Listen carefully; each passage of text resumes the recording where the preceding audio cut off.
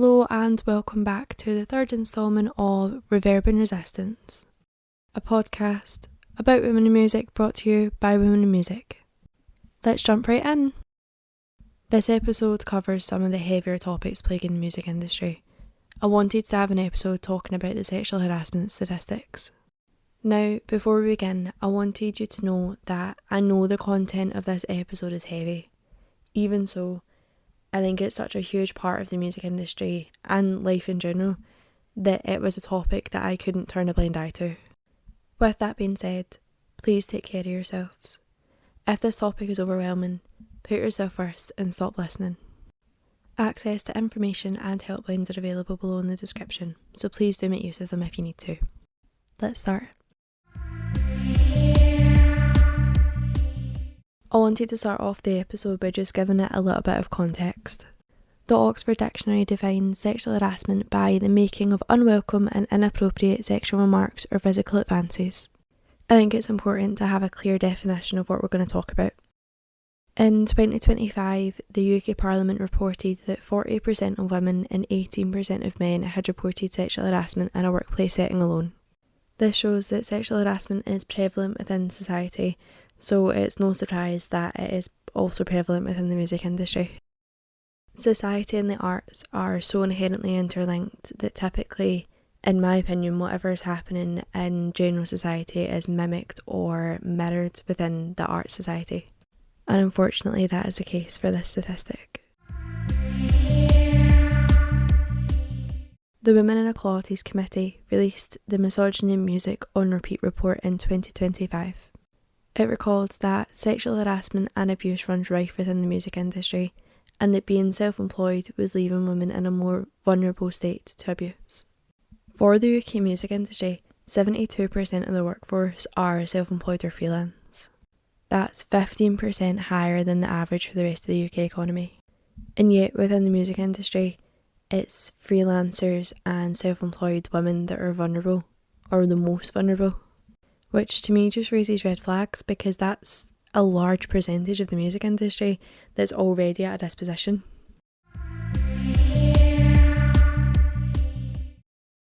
It was also reported that 32% of women in music had been sexually harassed while working. Despite this, reporting rates are low. The reporting rates of sexual harassment and sexual assault being incredibly low are a combination of fear of retaliation affecting their work, as well as multiple personal reasons. The modern day music industry has often been referred to as an old boys club, and it seems to be a phrase that gets brought up time and time again. It's almost become common knowledge that within the music industry it's disproportionately challenging to be a woman and get the same opportunities as your male counterparts. And even when we are offered the same opportunities as our male counterparts, I think that the sexual harassment and sexual abuse statistics contribute heavily to the fear of taking opportunities. So it raises a question of why have the sexual harassment statistics in the music industry gotten so bad? I don't think that it's as simple as having one specific thing that you can pinpoint and say that's the reason. But I definitely do think that there's a bank of contributing factors, some of which can be changed and some of which can't. On this episode, I wanted to actually have a little bit of a mix of statistics and my own thoughts and feelings on it rather than being completely factually based. I think that there's value in having statistics coupled with personal experience. I feel it personifies the statistics well. I wanted to talk a little bit about the way that our industry networks and our kind of general working conditions. I would say that the way that our industry networks is very socially. We function out of bars and nightclubs and music venues that have drink licenses. It seems almost very opposite to the typical 9-to-5 office job or corporate job. Really, the only way to get into music is to embed yourself in music. I think that that's the reason that so many of us love it, is it completely immerses us. But in order to do that, it involves going to clubs and going to bars and going to places that intoxication might be high.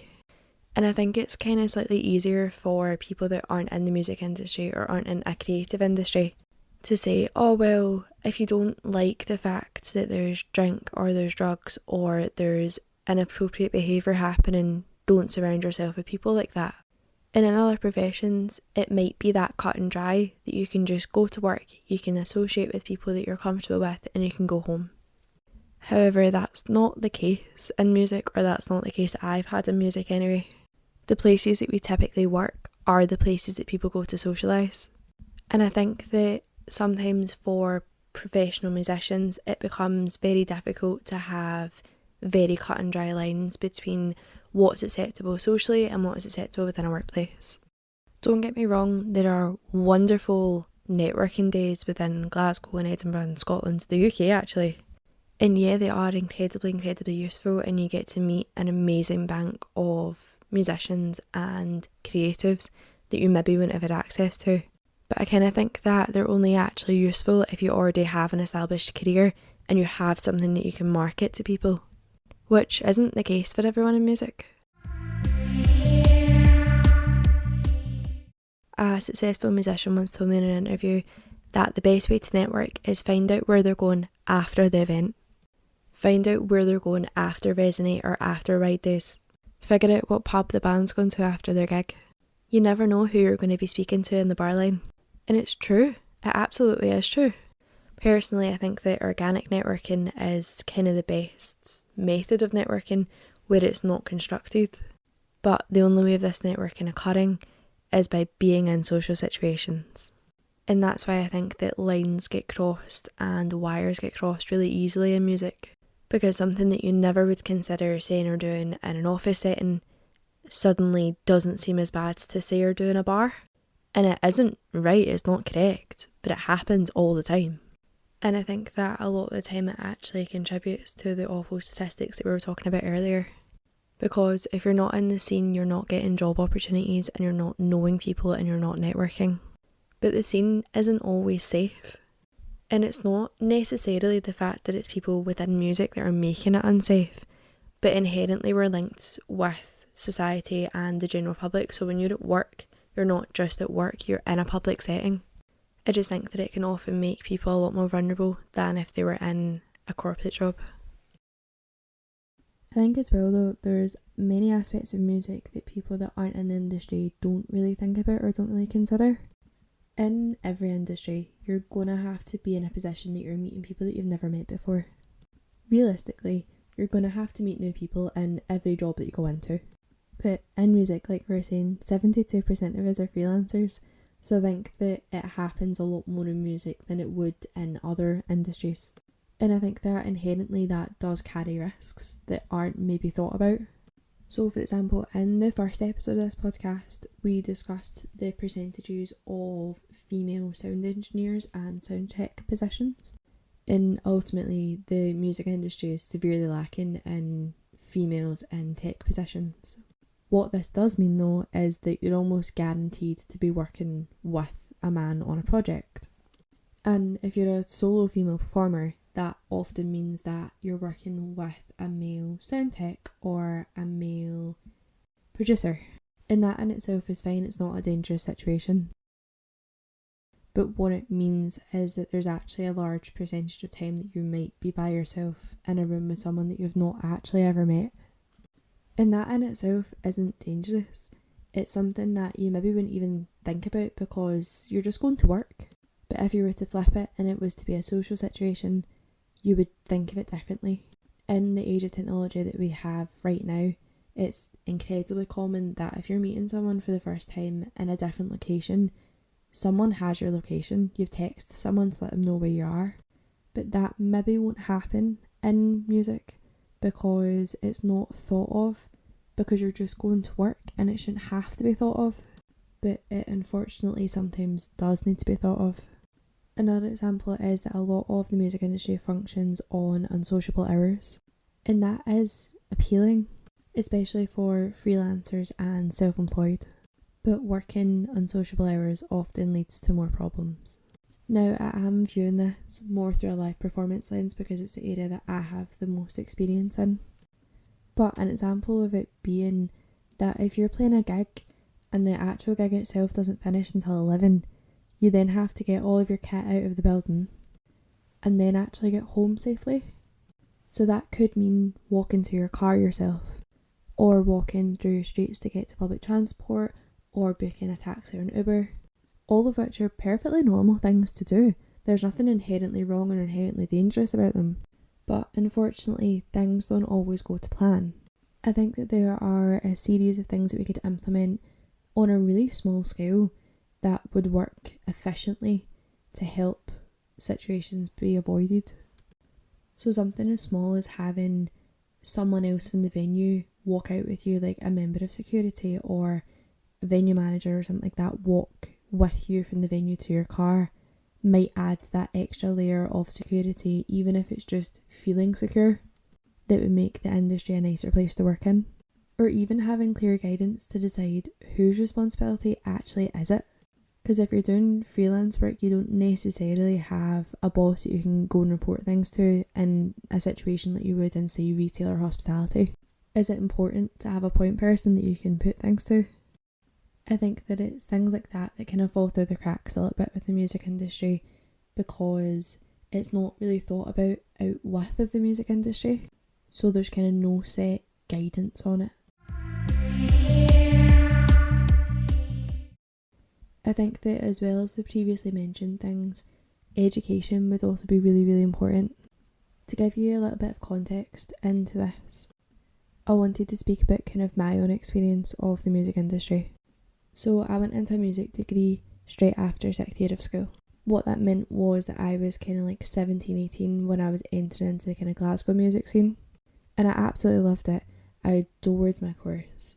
But being so young and suddenly being in spaces that I'd never been in before, so like the bars and the clubs, and networking in places that I'd never witnessed before, it put me in a kind of really weird position where I think I struggled to understand the difference between what was acceptable and what wasn't acceptable.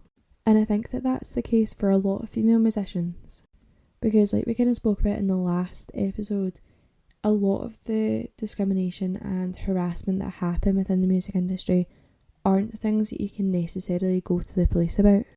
And I think that it can be really difficult to differentiate between things that are okay and things that aren't. And that becomes increasingly true within the music industry. I think that having education on this would be really important. Even something as simple as a yes or no guide to this is okay and this isn't in a broad sense, I think would do wonders. I think that it would give, especially kind of younger musicians, that kind of more confidence to put their foot down and say, no, that wasn't okay. Whereas I feel like a lot of people still in the sex industry don't want to cause a ruckus. And things are often dismissed as, oh, it's fine, it's just a joke, or like it just get taken too far. But if there was an accountability structure, I think things would be slightly different. With everything that I've just said in mind, there are changes being made in music, and the fact that everything in itself is being reported and I can get studies on it is important. It acknowledges the need for change, and there are incredible groups and organisations in Scotland that are designed to do just that. So I wanted to highlight them in this episode, or at least some of them in this episode, just to emphasise some of the good work that's been done. The Hen House Collective is one of the ones that I wanted to talk about. It brings together a community of female and non-binary writers, artists and producers, and they campaign for equal opportunities within the music industry. They are incredibly inclusive and cover a range of genres as well. And I think that the work that they do really positively impacted the Scottish music industry. As a collective, they've been able to stand up against some of the bigger music agencies in Scotland and risk personal reputations, which unfortunately many smaller musicians aren't financially in a position to do. A link to their Instagram and their website is in the bio, so please do more research for them. Another example is Pop Girls Scotland. Pop Girls is actually a support group for female identifying, non-binary and trans artists in the Scottish music scene, and it has over 150 members. The group strive to make a more safer and motivating space for women within the Scottish music industry. As well as Pop Girls and Hen House, there's also Key Change. Key Change isn't actually Scotland based, but it's international. It's an initiative that transforms the future of music while encouraging festivals and music organisations that include 50% women and underrepresented genders in programming, staffing and beyond. I thought that it was important to highlight the people in music that are doing things to change. It's really easy to get caught up in the fact that everything seems bad sometimes. And it's not, as bad as the statistics in music sometimes are, there are always positives. And I hope that we can get to a point that we don't need groups that have a call to action to do things to fix the music industry. And there are always improvements that can be made. But I think it's valuable to praise the things that have already been done. As always, I'd like to play a track at the end of each episode, just to serve as a reminder of why we all stay in the music industry. The feature track of this episode is Nature and I by the talented Cora Manchester. She's originally from Southport but is now Glasgow based. A link to her social media and Spotify are in the description below, so please do check it out.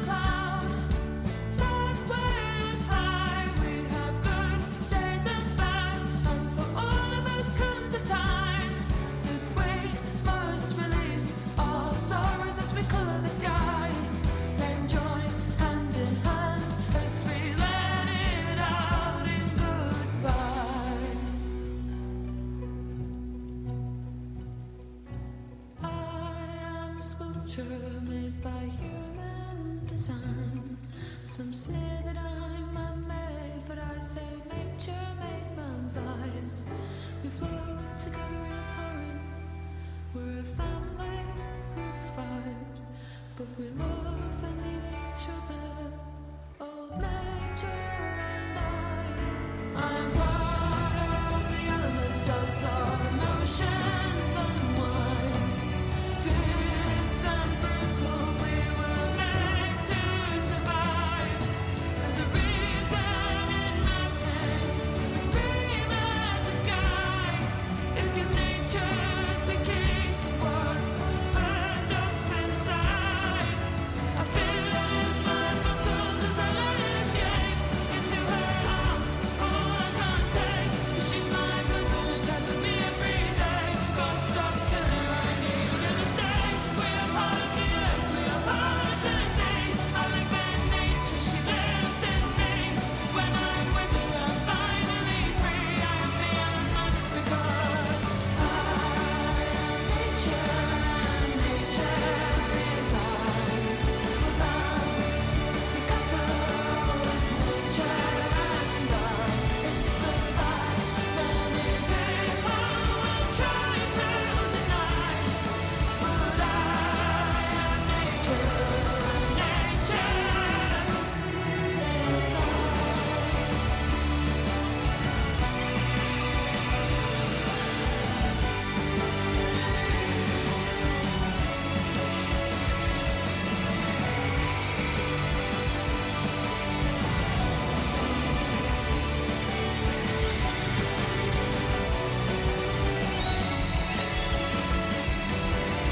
Nature understands the way that I feel when nothing else is. Nature is real. I mimic nature, and nature mimics me. That's because we are one, you see.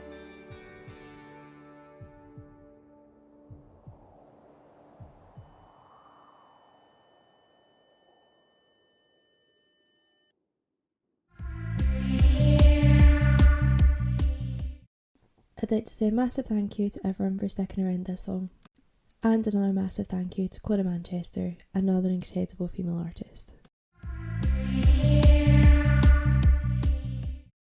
Do you have a topic you think we should discuss? Is there something you think that we're missing?